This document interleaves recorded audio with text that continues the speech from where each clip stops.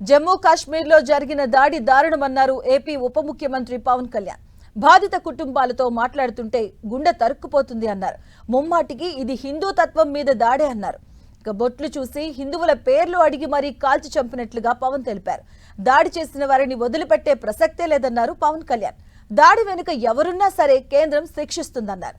పహల్గాం దాడిలో మృతి చెందిన మధుసూదన్, చంద్రమౌళికి పవన్ నివాళులర్పించారు. ఇరు కుటుంబాలను పవన్ కళ్యాణ్ నేరుగా వెళ్లి పరామర్శించారు.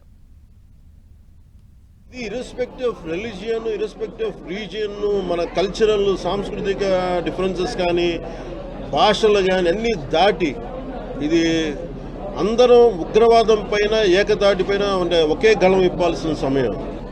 బట్ ఖచ్చితంగా ఏ ఉగ్రవాదులు అయితే చేశారో వాళ్ళ మటుకు వ్యక్తి ఒక్కొక్కరిని ఖచ్చితంగా ఏరివేయటం కేంద్ర ప్రభుత్వం నరేంద్ర మోదీ గారి నాయకత్వంలో ఖచ్చితంగా జరుగుతుంది.